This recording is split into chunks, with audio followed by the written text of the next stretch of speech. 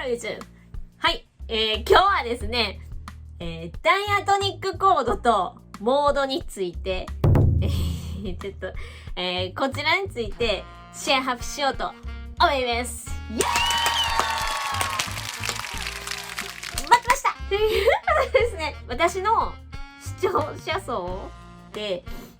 結構なんかアドリブとかね、なんかそんなんやりたいなみたいな人を見られてることが多いのかなと思うんですけど、ちょっとねそこについてじゃあどういう解釈をしてこういうスケールが使えるかみたいなところをね、もう超基本的なことなんですけど、このことについてちょっとお話ししようかなと思います。でね、今までなんか例えばこの曲ってこのスケールだけもう一発でいけるみたいなことをちょいちょい言ってるんですけど、そこをぐっと突き詰めてったら今日話す内容にたどり着くみたいなところがあるんですよね。今日話す内容が1年前くらいからちょいちょい理論の動画出してたりするんですけど、今日話すことが一旦ゴール地点なんで、この動画だけ見てたらちょっとほんま何言ってるかわからんってなると思うんで、ちょっとね私がちょっとなんていうんですかね、一丁前にっていうかちょっと理論の再生リストみたいなの作ったんで、もしちょっと過去の動画とかを見ていただきたいな、見た上で今回見られた方がちょっといいと思うんですよね。コードのこととか、モード、これはもう前回話しましたけど、そのことが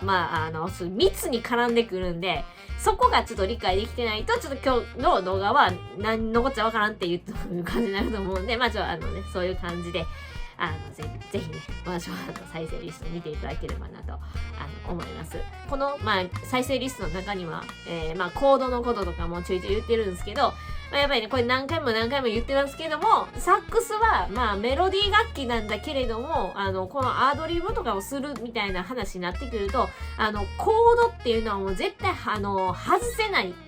もう無視できない部分なんで、ちょっとねそこもちょっと勉強していきながら、ちょっとそういう感じでね、そういう感じでやってみたい。では、早速参りましょう。地図チャンネル。はい、ではね、今回もちょっとね、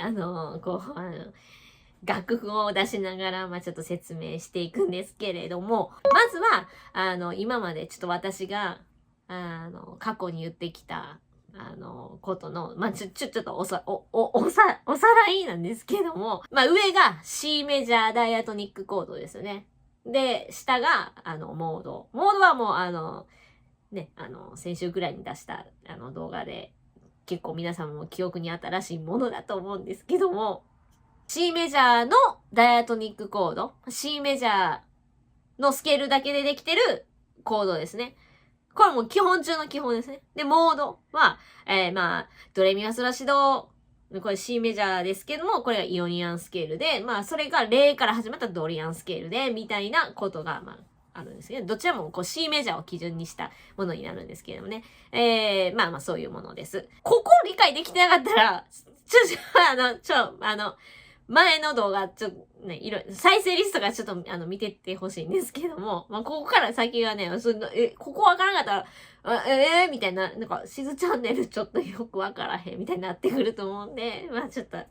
い、そういう感じで。このダイアトニックコードと、モードの二つが、この二つが整ったところで、次の話行くんですけれども、あとはね、もうこれを合体させるだけなんですよ。合体させるだけで、ダイアトニックコードの C メジャーセブンスのところで、C ってドじゃないですか。だからドから始まるモード、ドレミファソラシドみたいな。で、ダイアトニックコードの d マイナーセブンスのところで、これ D が D って0じゃないですか。だから0から始まるこのドリアンスケール、レミファソラシドレってあるじゃないですか。そういう感じで、それぞれコードにこのモードを当てはめるだけっていうかね。それが、次こちらですね。はい。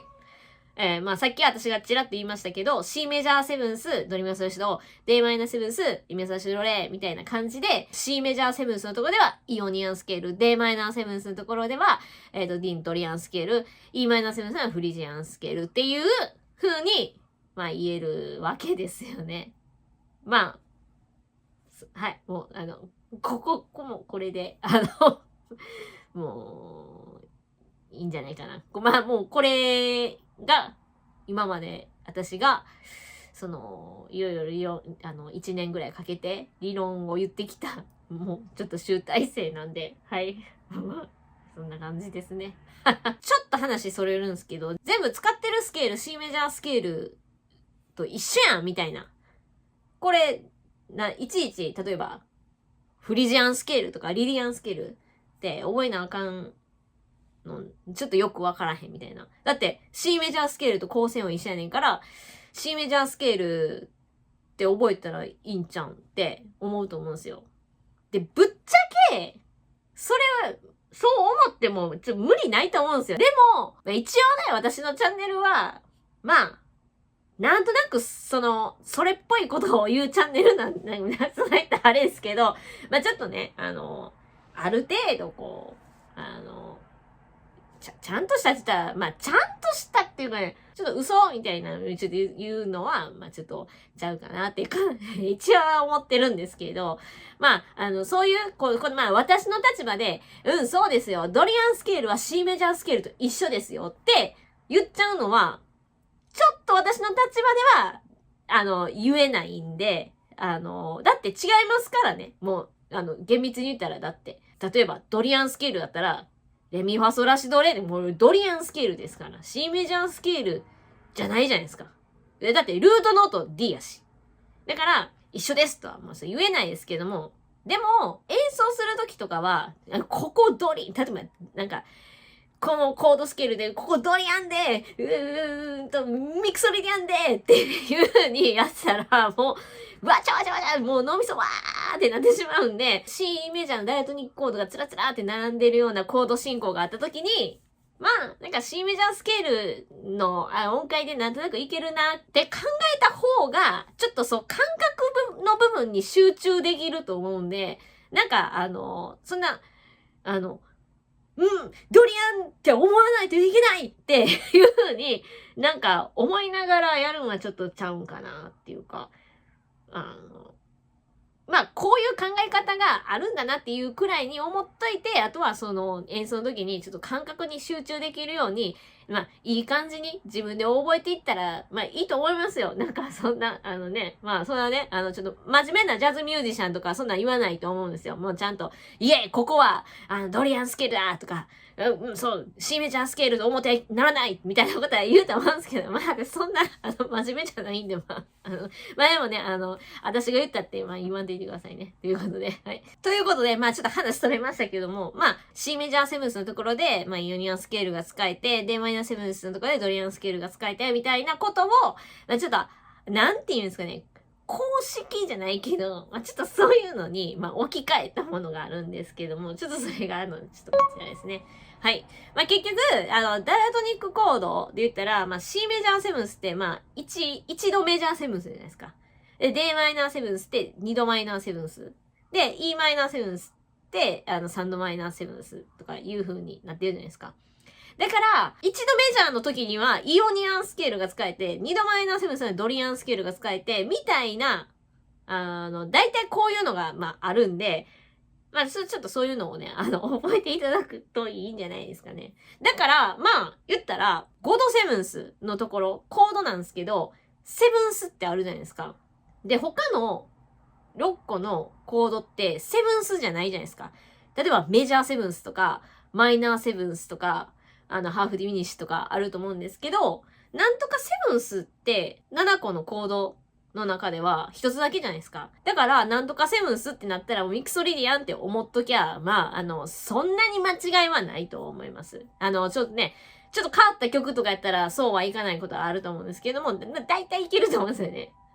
とか、まあ、例えば、7度目の、ハーフディミニッシュとか、6リアンってなってると思うんですけど、これも7個のうちで1つだけしかないじゃないですか。だから、まあ、ね、ハーフディミニッシュが出たら、まあ、6リアンのスケールが使えるんだなっていう判断がまあできますよね。だから、メジャーセブンスって、じゃあ2つあるじゃないですか。1度メジャーセブンスと4度のメジャーセブンス。とか、マイナーセブンスとか、もう3つあるじゃないですか。2度と3度と6度。ってなってるから、何の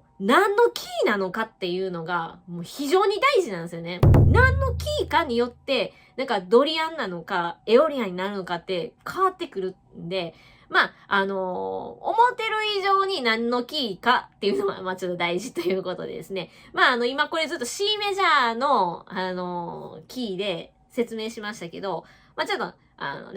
と、F メジャーにね、ちょっと置き換えてみると、こんな感じです。F メジャーって、C にフラットつくじゃないですか。だから、ファーから始まって、ファソラシドレミファー、C にフラットですね。で、G マイナーセブンスだったら、ソラ、C のフラット、ドレミファソってなりますよね。みたいな感じで、C にフラットっていうのは、まあ、絶対つけないといけない部分なんですけど、それぞれ、F メジャーセブンスが、イオニアンスケール、G マイナーセブンスがドリアンスケール、みたいなことになってくるわけですよね。で、まあ、これ何回も言ってますけど、曲って、C とか F だけじゃないんで、12キーあるんで、まあ、それぞれのね、キーで、イチョウというかね、してできるようになれば、まあ、めちゃくちゃ、強くなれると思います。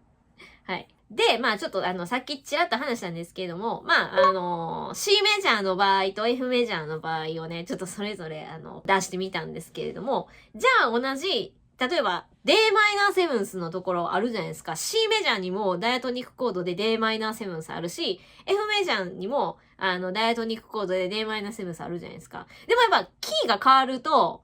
使うスケールも変わるわけですよね。C メジャーの曲の中で、d マイナーセブンスが出たら、ドリアンスケールを使わないといけないし、F メジャーセブンスのところで d マイナーセブンスが出たんだったら、エオリアンスケールを使わないといけないっていう、まあ、そういうことになるんで、例えば、d マイナーセブンスが出たからといって、絶対ドリアンだっていう風にはならないっていう、まあそういうことでね、頭使って、ちょっと頑張ってみてください。何のキーかっていうのがやっぱめっちゃ大事なんですよね。何のキーかっていうのがめっちゃ大事なんですよ。しつこいけど。12キーあるし、このね、理論シリーズでマイナーの話もちょっと触れてませんけれども、マイナーだってあるわけじゃないですか。メジャーとマイナーで違うし、メジャーとマイナーの中にも12キーあるわけじゃないですか。12キーのメジャースケール、メジャーと12キーのマイナーと。だからまあ、それぞれ何のキーなのかっていうのをね、これはちょっと大事だということで、まあそういうお話でございました。はい。地図チャンネル。はい。ということで、いかがだったかなちょっとね、まあ難しいかな。でもね、まあ今日言ったことが、例えばジャズのスタンダードとかで、なんていうのスッと当てはまるかって言われたら、やっぱ当てはまらない時があるんですよ。まあ、ここがジャズの難しいところなんですけどね。そんな、ダイアトニックコードだけで説明できるような部分が、部分だけじゃないっていう、まあ、そういうところが結構、まあ難しいかな。まあハーモニーとかで言ったらですけど、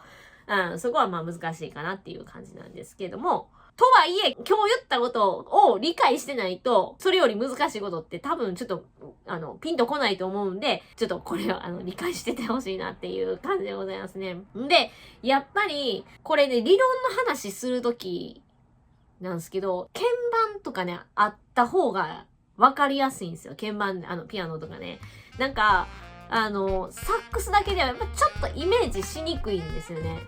私はピアノやってたから、なんとなくやっぱパッと言われてパッとイメージができるんすけど、でも、サックスだけしかやったことないってなったら、ちょっと、今までいろいろ言った、理論について、言われてもパッとイメージつかないと思うんですよね。だから、ピアノ弾けるようになれって言ってることじゃないんですけど、ちょっと理論について、ちょっと考えるときは、鍵盤をちょっと見ながら、なんやったらちょっとだけ、弾いてみてっていうか、やってみた方が、ちょっと考えてみた方がいいと思います。これは、まあ私もそう思うし、まあうちの旦那もねピアニストなんでそういうことちょっと言ってましたけどね、なんかいくらこう私が理論説明してもまあちょっとピンと来てくれへんねんなっていう話をちょっと言ったところ、まあ、ちょっと鍵盤を想像してこうやると分かりやすいと思うよみたいなことを、まあ、アドバイスいただいたんで、まあピアニストが言うんだったらやっぱそうやと思いますよ。ということで、